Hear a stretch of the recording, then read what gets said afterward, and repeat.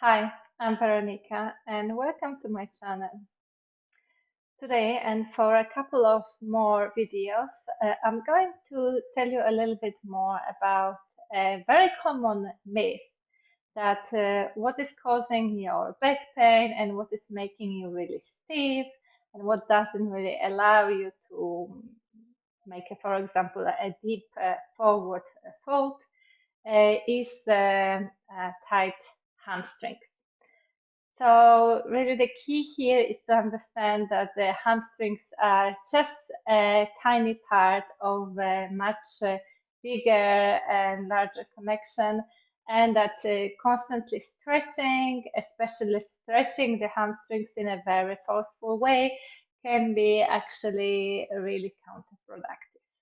So your hamstrings are actually three different muscles which start at your sit bone, which is that bone that is right in the middle of your buttock, and then they go down your thigh, and one goes more on the outside, and then that attaches to the outside of the knee, and the other two go more on the inside, and then one attaches at the back of the inside, and the other one at the front of the inside of the knee.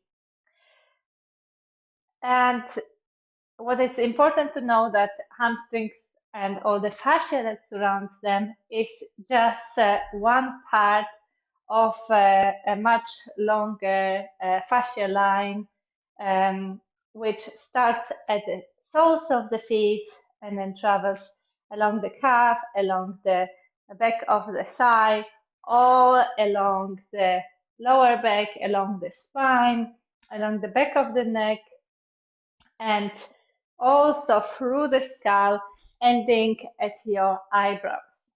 So you can never look at the hamstrings as an isolated part of your body. It's always interconnected. Now, the hamstrings, the tight hamstrings, um, usually are weak. What they really need is to learn how to turn on and also how to turn off whenever they're no longer needed. And in the context of what's going on in the other muscles that are surrounding them and that might be helping them out in the various movements that we make throughout the day. Another thing to consider is that at times it's these other muscles that might be weak, and it's the hamstrings that are doing a double work just because these other muscles don't turn on when they're supposed to. So again, if you really want to work with the lack of mobility or range of movement that you have, you cannot look at this isolated part alone. You have to look at all the neighboring structures. And the key here is to be able to engage and release all of those muscles and to create a smooth communication along the entire back line of the fascia. So, in other words, if you want to release your lower back and this thoracolumbar fascia, part of that, though it's still not the entire answer, would be to make sure that all of the muscles in the upper leg, so not just the hamstrings, but also adductors on the inside and the hip flexor on the front, are moving within their healthy range of motion. There is more to that. It's also important what's happening in your feet, for example. But I cannot put all of that even in that short series of a video. We'll start by lying down on the front. So we'll do a little bit of somatics so that you can really feel when the hams turn on and how do they turn off. And you can lie down with the forehead resting on the hands. I might be lifting the head a little bit so that you can hear me better. So the first thing you're going to do is to engage one of the legs, keeping the other one turned off on holidays, and lift it, keeping it straight. So you're lifting only the leg up until the moment when your thigh also lifts off the ground, but you don't lift the hip. So both of the hip bones here in front are still resting on the ground. It's only the leg that lifts. If you're gonna start feeling that you have that tendency to want to lift the hip, or if you're gonna feel that your knee is bending, those are all compensation patterns that happen because your hands are too weak to get this job done. So you don't want that to happen. You're going to keep the other leg relaxed and then engaged. That engagement might include having the glute on the same side turn on because they work as a team, the hams and the glutes. And then you keep that leg straight and lift it off the ground with the thigh off the ground but the hip bone resting. Once the leg is in the air, you might experiment with rotating the leg around its own axis so that you feel that it's working differently if the leg is turned out and differently when the leg is turned in. And then you're going to very, very gradually lower it. So you lower it slowly, and the moment that the leg rests, you can turn it off. So you literally feel, if you wanted to have your hand there, you're gonna feel the difference between that leg being firm underneath your touch and becoming completely soft once it lands. So you know that you turn it on when it's necessary and then you gradually release it when it's no longer necessary. You can try that again. Engaging through that leg and lifting it without lifting the hip and without bending the knee. And then in a slow motion, you lower it. And then that's when you want to check that everything is relaxed. You might even wiggle it a little bit from side to side. And then let's try the same on the other side, and you might feel that it's easier or more difficult on that other side. So first you engage through the leg, so you might really feel it if you place the hand on that side, that there's from soft it becomes firmer underneath your touch, and that includes the buttock on this side, but never on the other side. This buttock on the other side should not help you. I made an entire video about that. So the leg together with the buttock on this side is engaged, and the thighs of the ground, but not the hip bone. And then you go low, and once the leg lowers, that's when the air takes it. So there's no need to engage or to hold anything anymore because you're being held from the ground, from underneath. So you engage to lift that leg straight, with including the thigh, and then in a slow motion you release it,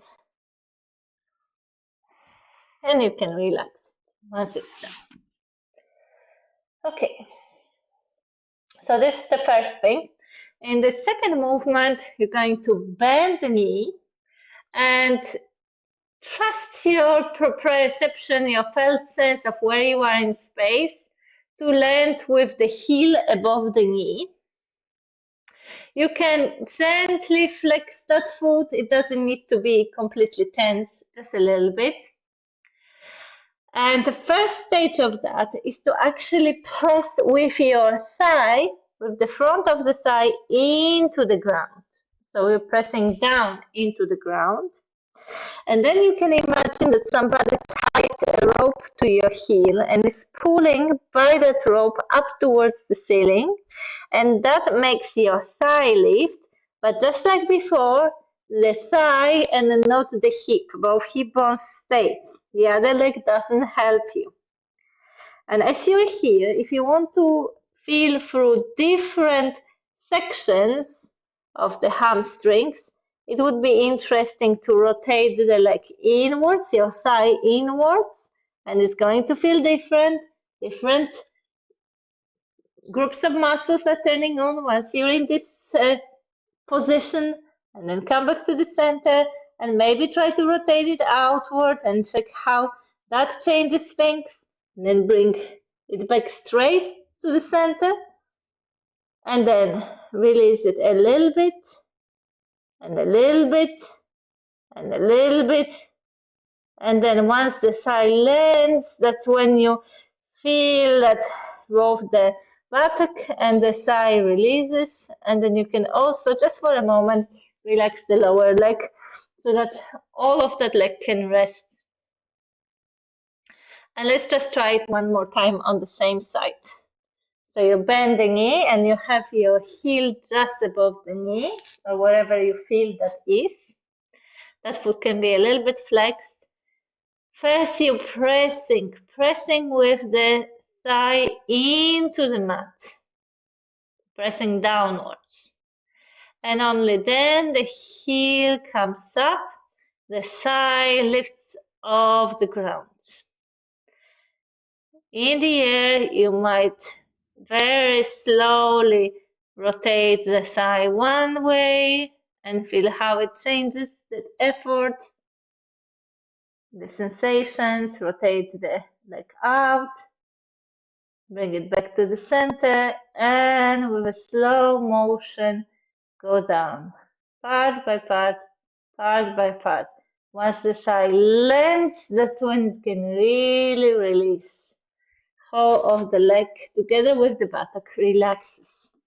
Give it a little break, maybe a tiny bit of a roll. And same on the other side. Bend the knee, heel above the knee. Just press with the thigh down into the mat for a moment. And then the heel reaches up. It doesn't even matter how high it is, but you want to make sure that the hip stays firmly on the ground, and then you can play with that internal and external rotation of the thigh in the hip socket, which is going to bring very different sensations. If you do it quickly, you won't feel much. If you do it slowly, you really can feel the difference between different angles. And then very, very gradually, you lower it down to the ground. Once it's down, it really relaxes. And then you could lift the lower legs and move them in the air in a pattern that works for you. More symmetrical, less symmetrical, but a nice little massage for the front of the thighs. And relax it. And from there, we're going to move to lying on the back. You can land comfortably here. Give yourself a couple of breaths to allow the gravity to work and the whole back of the body to sink deeper into the floor. And then you can pick up the right foot off the ground and start making micro circles, so really, really small circles with that right knee in the air. So the knee draws circles around the hip socket. You're inviting that thigh bone to sink deep into the hip socket. And then you can let that leg float up towards the ceiling and give the weight of that leg deep into the hip joint. So you're not trying to lengthen or stretch anything at all. You're just finding the place where that leg can be kind of suspended. That's to begin with. And then you're going to create a movement, a spiraling movement. I made a whole video on that, so you can check that out. It's a sort of spiral that starts from the heel and then travels down the leg. So once you make this movement, it's really the entire leg that gets engaged. So that heel is spiraling, and what you're gonna feel or see is that the entire leg rotates around its own axis as a result, and it's as if your knee was drawing a little circle in the air, and that movement goes all the way deep to the hip from the toe. So it's an entire leg from the foot to the hip that gets engaged. And you can check how the circling would work in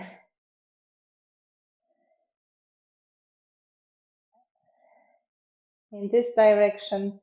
Maybe there's some way for you to change the direction of the circling. One might feel much more intuitive than the other. It's worth to try. And then you can imagine this two-directional force where the sole of the foot wants to move up towards the ceiling while that leg wants to really sink deep into the hip. And there's no forcing there. You're not forcing anything at all. And then you can bend that leg again. Not to forget all the other directions, that spiraling action. It's worth to try it also moving outwards. And you can use the other leg as a counterbalance for that. That leg again might be coming towards straightish just for a moment, but it's like not important. And then you could spiral that leg across the midline so that you feel more of the outside of the leg. And then back to the center and down. Now to get this leg more engaged, you're going to bend that knee strongly, bring that knee close towards the belly and to the chest with the foot flexed, and then reach with that heel away towards the ceiling. So you're going between these two, really bringing it in and then moving it away in that two directions at the same time. You can use the breath to help you. Maybe inhalation is the expansion, exhalation is bringing the leg in.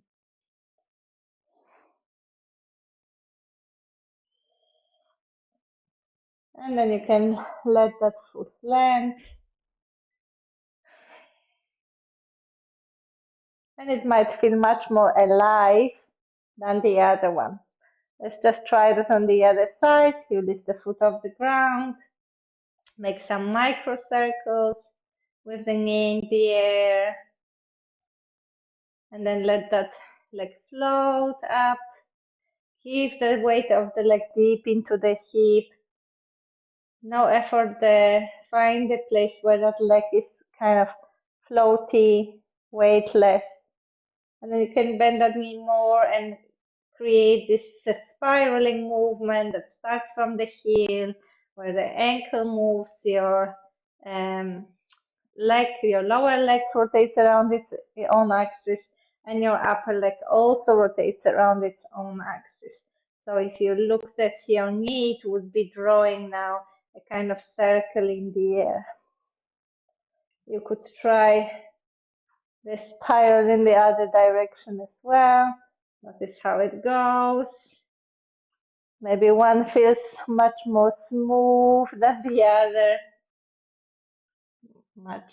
One feels much more natural than the other.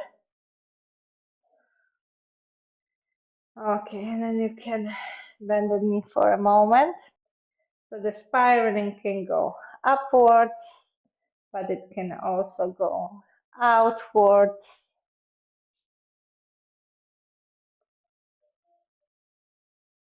And it can also get you across the midline.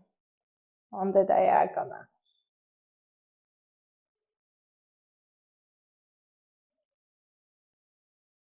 And back.